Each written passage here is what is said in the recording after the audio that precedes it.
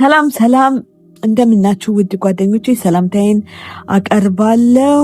እግዚአብሔርን እጅግ አድርጌ አመሰግናለሁ። በተለይ አንዳንድ አብረን ጥያቄዎችን ስናወራ የነበረ ወንድሞች በስልክ በተለያየ እግዚአብሔርን አመሰግናለሁ። ዛሬ ይሄ የምናገርበት መልእክት በተለይ ለእኔም ለእናንተ ጠንካራ እንሆናለን ብዬ የማስበው የዳንኤል መልእክቶችን ትንሽ እንድናጠና ነው ማለት ነው። እና አሁን እያጠናሁት ነበር የሚገርማችሁና በቃ በጣም ነው ደስ ያለኝና እግዚአብሔር ይባረክ። እና ምንድነው ክርስቲያኖች ህይወት በዚህ በዓለም ላይ በነገስታት ላይ ምክንያቱም ምንድነው ጥያቄዎች የነበሩ ከነገስታት ጋር ያለ ሪሌሽንሽፕ እንዴት ነው የሚሉ ነገሮችን በዚሁ አብራራለሁ ማለት ነው። እና እንግዲህ ስለነ ዳንኤል ታሪክ ስታነቡ መጽሐፍ ቅዱስ ላይ አይደል እንዴ እነዚህ ልጆች እንግዲህ እነዚህ ባቢሎናውያን ናቡከደነፆር የሚባለው ትልቅ መንግስት አይደል እንዴ ምርኮኞች ናቸው። እነ ዳንኤል ምርኮኞች ናቸው። በቃ ያኔ ኢየሩሳሌም ተከባ በነበረ ሰዓት እነ ዳንኤል ምርኮኞች ነበሩ። ግን ምንድነው በዛን ሰዓት የሆነው ነገር እነዚህ እነ ዳንኤል ሊያገለግሉ ንጉሱን ተመርጠው ሄዱ ማለት ነው። እና እዚህ 6 ላይ እንደምናየው በእነዚህ መካከል ከአይሁድ ልጆች ዳንኤል፣ አናንያ፣ ሚሳኤል፣ አዛሪያ ነበሩ ይላል። እንግዲህ ዳንኤል ምዕራፍ 1 ነው የምታነቡትና እኔ በቃ በዚህ ውስጥ ያገኘሁት ነገሮችን እንቁ ነገሮችን ሼር ለማድረግ ነውና ተመርጠው ነው። እነዚህ የተለዩ ናቸው። የተለየ ባህል አላቸው። ገባችሁ?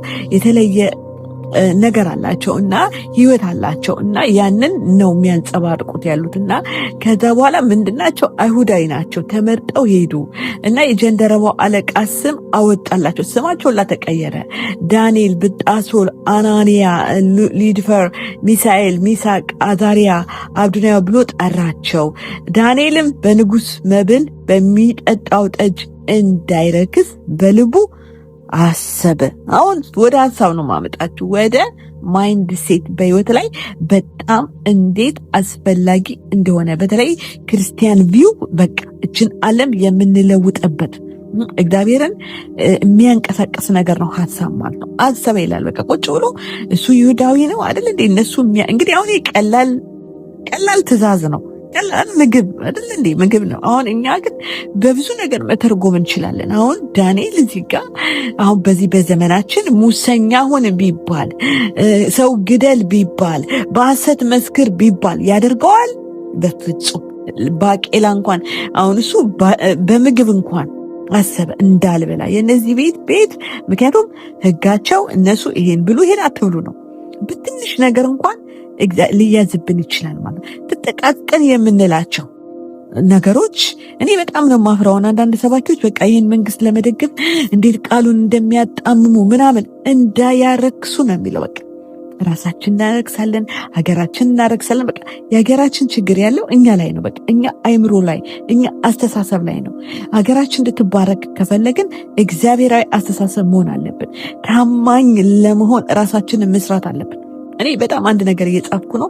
ምናልባት በፌስቡክ እለቀዋለሁ። በተለይ ዶክተር ምህረትን አሁንም እጅግ አድርጌ አመሰግናለሁ። ሰሞኑን እየሰማው የነበረው ስለ ባህሪ እና ስለ ባህል እና ካልቸር እንዴት የሰው ልጆች በቃ ብዙ ነገር ነው። ምናልባት በዛ ጽሁፌ ላይ ነው። አሁን የነዚህ ሰዎች ባህል የነ ዳንኤል ባህል ይሁዳዊ ናቸው። ከእግዚአብሔር ነው የተሰጣቸው እንዲኖሩ። እኛም አይደል እንዴ መጽሐፍ ቅዱስ መገዛት አለብን፣ ማክበር አለብን ነገስታትን። ግን ምንድነው አሁን ፌስቡክ ላይ ለጥፌ ነበር ከእግዚአብሔር ይልቅ ከሰው ስርዓት ይልቅ ለእግዚአብሔር እንገዛለን። እግዚአብሔር ቃል የማይለውን ነገር ማድረግ የለብንም። አንደኛ ነገር ቤተክርስቲያን ለምሳሌ ምን ማለት ነው ይሄ? ኦፍኮርስ አንድ ክርስቲያን ለኦፊስ መወዳደር ይችላል፣ የመንግስት ስራዎች ሊሰራ ይችላል። ግን ምንድነው አንድ ቄስ ግን ሄዶ እዛ ፖለቲካ ውስጥ አይደል በቃ ይሄ እኮ አደገኛ ኃጢአት ነው። ልክ ኤልዛቤል የሰራችው ኃጢአት ምንድነው? ፖለቲካና ሃይማኖት አብሮ መሄድ አይችልም ስንል ጸሎት ለምሳሌ ምንድነው ቤተክርስቲያን ፖለቲከኞችን መውቀስ ትችላለች። ልክ እንደነ በሊግራም ምናምን ህጋችን እንዲህ ነው የሚለው ነው የሚዋቀሱት። መንግስታቸውን በህገ መንግስቱ መሰረት ይጽፋሉ፣ ይጠቅሳሉ። አሜሪካን እንዴት እንደተመሰረተች ከመጽሐፍ ቅዱስ ምናምን ነው።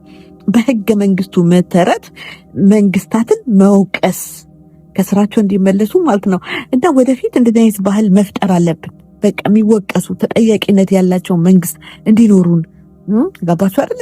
እና መሪዎች ወደፊት እግዚአብሔር ሰዎች እንደ እግዚአብሔር ቃል እንዲወቅሱ መንግስታትን እንጂ ሄደው ኃጢአትን ከነሱ ጋር እንዲሰሩ እንዲገሉ እንዲያስገድሉ አይደለም፣ ወይ እንዲዋሹም የውሸትም ተባባሪ እንዲ አብሮ በቃ ቤተክርስቲያንና መንግስት አብሮ አይሰሩም የሚባለው ነገር ቤተክርስቲያን እንድትጸልይ በቃ አሁን እነ ዳንኤል በጣም ነው የሚገርመው። ወደ እነ ዳንኤል ስመጣ አሁን እነ ዳንኤል አልበላም አሉ። በቃ ኧረ በእናታችሁ ብትከሱስ ምናምን ብሎ እንዲያውም ያ ምግብ አቅራቢ አይደል የጀንደረባው አለቃ መብሉን መጠጡን ያዘዘላቸውን ጌታን ንጉሱን እፈራለሁ፣ በእድሜ እንደ እናንተ ካሉ ብላቴኖች ይልቅ ፊታችሁ ከስቶ አይደል ብትከሱ፣ ምክንያቱም በቃ ንጉሱ ኳሊቲ መሆን አለባቸው።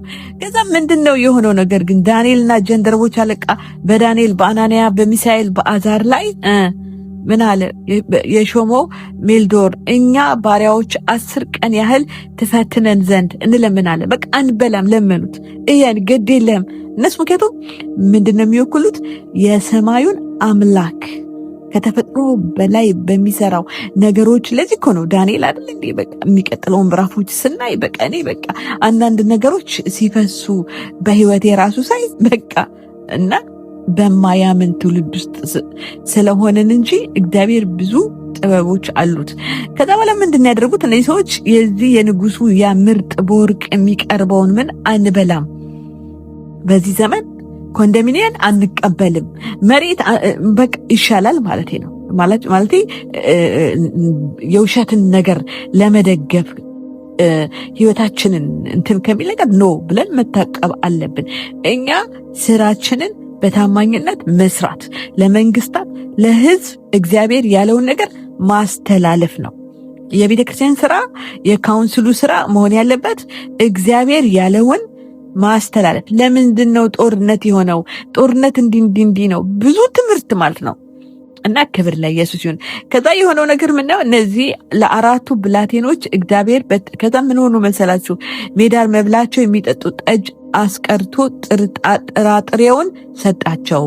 ለነዚህ ለአራቱ ብላቴናዎች እግዚአብሔር በትምህርት በጥበብ ሁሉ እውቀት ማስተዋል ሰጣቸው። ከሰማይ ጸጋ ተሰጣቸው። ገባችሁ? ጥበብ በቃ ከነዛ ከሚበሉት በቃ ከነዛ በጣም አሁን በዚህ ዘመን እንደምታዩቸው ኮንፈረንስ በባዶ ነገር ማርጉት ነገር የለም። እና እግዚአብሔር ይመስገን። እንደዛው ደግሞ እግዚአብሔር በድብቅ የሰጣቸው ሰዎች ጥበብ አለ። እግዚአብሔር ከእውነት ጋር ነው የሚሰራው። ከዛ ለነ ዳንኤል ምን አደረገላቸው ይላል?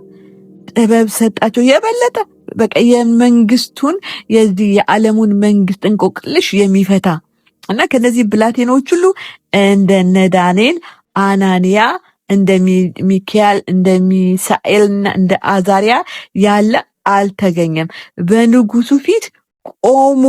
ንጉሱን በጠየቃቸው በጥበብ በማስተዋል ነገር ሁሉ በግዞቱ ሁሉ ከሚኖሩ የህልም ትርጉሞችን አስማተኞች ሁሉ እነሱ 10 እጅ የበለጡ ሆኖ አገኘ። ዳንኤልም እስከ ንጉስ እስከ ቂሮስ መጀመሪያ ዓመት ተቀመጠ ይላል። እና ስለዚህ ምንድነው ሰለችው? እነ ዳንኤል የእግዚአብሔርን ጥበብ ያገኙት ተለይተው ስለሰሩ ነው። እንደ እግዚአብሔር ፈቃድ ስላደረጉ ነው። ገባችሁ? የሚያረክሰውን ነገር ጎበኝነት፣ ምሰኝነት፣ ክፋት፣ ውሸት ምንድነው? የዳዊት ነቢይ ምንድነው ያደረገው? ነቢይ ምንድነው ያደረገው? መቶ እንዴ ነገረው፣ በጥበብ ነገረው። ይሄን ማን ነው? አንተ እኮ ነህ ያደረገው። እነ ሳሙኤል እነ ዮሴፍ ሁሉም ከእግዚአብሔር ጋር ወጋው ነው። ቤተክርስቲያን እንደዚህ አይነት ነጸብራቅ ነው የምታንጸባርቀው። ጌታ ኢየሱስ ክርስቶስ እናንተ የዓለም ብርሃን ናችሁ አለ አይደል? እውነትን በጨለማው ላይ እናንተ የዓለም ጨው ናችሁ። እንዲጣፍጥ ነገሮች እንዲደምቁ እኛ መግባት አለብን። ገባችሁ አይደለ? ስለዚህ እነ ዳንኤል ህይወት የታማኝነት ህይወት የእግዚአብሔርን መግለጥ እና እንቀጥላለን። ምዕራፍ 2 እና ምዕራፍ 1 እንግዲህ እግዚአብሔር እዚህ ጋር እነ ዳንኤል እንዴት ለእግዚአብሔር ሐሳብ እንደተለዩና እግዚአብሔር ደግሞ እንዴት ጸጋ እንደጨመረላቸው ነው የምንማረውና ወገኖቼ በዚህ ዘመን እኛ እንደዚህ አይነት ባህልና እንደዚህ አይነት ቢሄቭ ህይወት እንዲኖረን በቃ ማሰብ ስለ ሐሳብ ስንናገር ይሄ ነው። የእግዚአብሔርን ቃል ማሰብ ከዛ መተግበር ማለት ነው። እና ዳንኤል ምንድነው የሚለው በልቡ አሰበ ይላል። ስለዚህ አሁንም ወገኖቼ እኛ የእግዚአብሔር ቃል የሚለንን ነገር ለዚህ ላለንበት ሁኔታ ውሳኔዎች ለማግኘት ንስሐ ራሱ ለመግባት አይደል በዚህ ነገር ላይ ትክክል አይደለሁም ብለን እንድናስብ እና ስለዚህ የመጀመሪያ ነገር ሐሳብ ነው የምንለው ነገር ምንድነው? ህይወታችን የሚቀረጸው ባህሪያችን የምንቀረጸው ለሌሎች ደግሞ የምንተርፈው ከሐሳብ ነው የሚለው ትምህርት መሰረታዊና ዘላለማዊ ነው ለማለት ነውና ስለዚህ ሰላም ለኢትዮጵያ ይሁን፣ ሰላም ለኢየሩሳሌም ይሁን። እንግዲህ አሁንም ላይክ ሰብስክራይብ እንድታደርጉ ጋብዛችኋለሁ።